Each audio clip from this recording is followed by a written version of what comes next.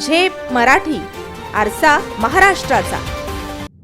धुळे शहरातील पश्चिम देवपूर पोलीस ठाण्यातील उपनिरीक्षक आणि पोलीस शिपायाला 40,000 रुपयांची लाच स्वीकारताना लाचलुचपत प्रतिबंधक विभागाने रंगेहात अटक केल्याची धक्कादायक घटना समोर आली आहे. या कारवाईमुळे जिल्हा पोलीस दलात खळबळ उडाली असून लाचखोर अधिकाऱ्यांचे धाबे दणाणले आहेत. अटक करण्यात आलेल्यांमध्ये पोलीस उपनिरीक्षक साईनाथ तळेकर आणि पोलीस शिपाई अविनाश सादरे यांचा समावेश आहे. गृहकर्ज फसवणुकीच्या प्रकरणात न्यायालयात सकारात्मक अहवाल सादर करण्यासाठी त्यांनी सुरुवातीला 50,000 रुपयांची लाच मागितल्याचा आरोप आहे. तडजोडीनंतर 40,000 रुपयांवरती व्यवहार ठरविण्यात आला होता. तक्रारदाराने या संदर्भात लाचलुचपत प्रतिबंधक विभागाकडे तक्रार केली.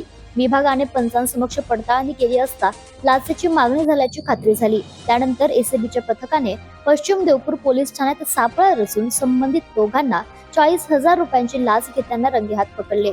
या कारवाईनंतर दोघांविरुद्ध धुळे शहर पोलीस ठाण्यात गुन्हा दाखल करण्यात आला असून पुढील तपास सुरू आहे.